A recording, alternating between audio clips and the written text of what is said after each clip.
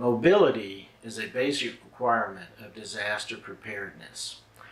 While in most cases sheltering in place or bugging in, staying home, is the best option, at some point you will need to travel for supplies, assistance, or bugging out, relocation. There are three basic modes of transportation, and you should prepare for all three modes.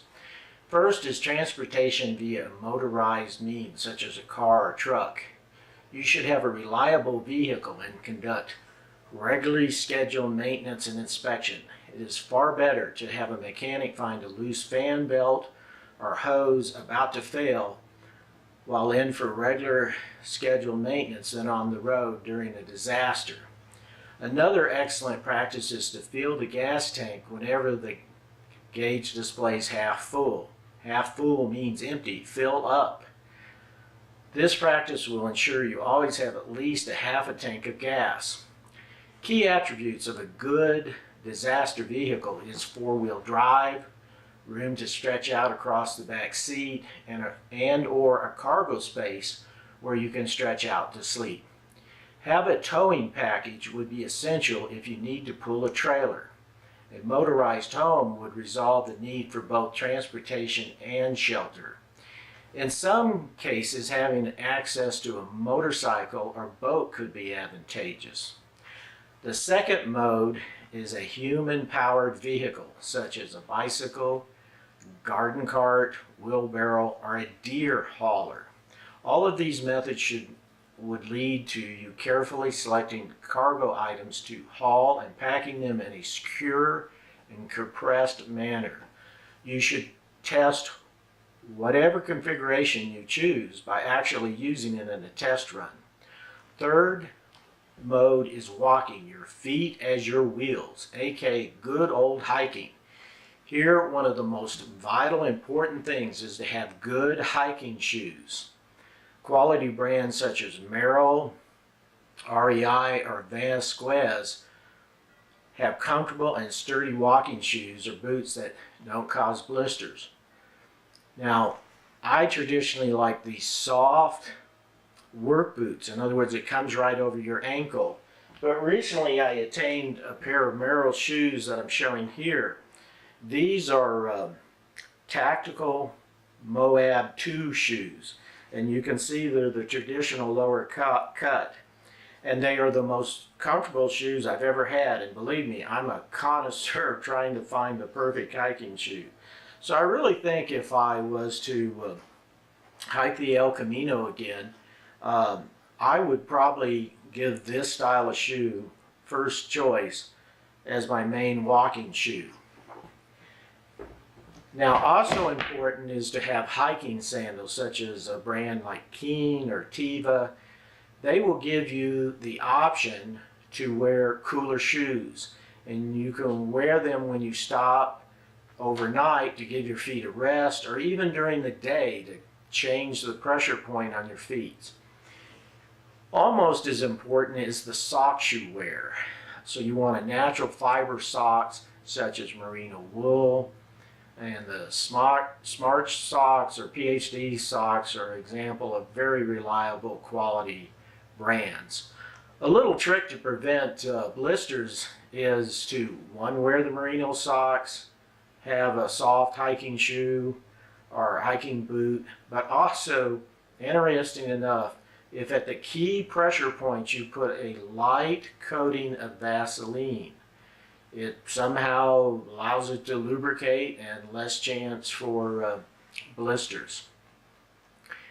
Now, do not overload your body. An excellent rule is to not carry more than 10% of your body weight, and certainly not more than 20%. I have seen a number of bug-out bags where they loaded everything, including the kitchen sink. A heavy pack such as that would be difficult to carry more than a mile or two. When I hiked the El Camino, a 500-mile pilgrimage in Spain, at the age of 59, my hiking buddy and I usually could only walk 8 to 12 miles a day. Now, the 20-something hikers would hike at least 10 to 15 miles a day. And one German 20-year-old told us he was routinely hiking 30 miles a day. but he was built like a military special forces operator. And of course, we only saw him once. Now, physical conditioning is vital. During the El Camino, a number of fellow hikers had to fall out due to ankle, knee, and hip problems. Now, an interesting observation from this 500-mile hike. I was 59 years old, and my hiking buddy was 69 years old. And yes, when I was a young 24-year-old Navy Construction Battalion member, a CB, I would, after work on Diego Garcia, British Indian Ocean Territory, I would run 3 miles just for fun, to stay in shape. And when I was 34 years old, I got into the short triathlons, and I would run 3 and 5 miles just for practice. But wake up, have a bite of reality sandwich. When you're in your 40s, 50s, and above, you kind of need to change your routine. Prior to going on the El Camino, because of short notice, I had only had an opportunity to have 4 practice hikes. My hiking buddy at 69 had no real practice, and he had never done any hiking, any hard physical work. He was a PhD who taught in a business school. But an interesting observation, I found the first 5 days was just pain. And you simply had to have willpower and a full daily recommended dose of ibuprofen. Now, after the first 5 days, you felt you were becoming stronger, and you could just take 1 or 2 ibuprofen a day. And after 16 days, you are in shape. I was 59 years old, but I felt like I was 35 years old. My hiking buddy at age 69 said it took him a little longer, let's call it 3 weeks. But eventually he felt like he was in his late 40s. The total pilgrimage of 500 miles took us both 39 days. So the observation I took away from that is you can take a fairly reasonably healthy person who doesn't do a lot of activity, and yeah, the first 2 or 3 weeks is pain, but in 2 to 3 weeks, you can be as strong as a Spanish bull.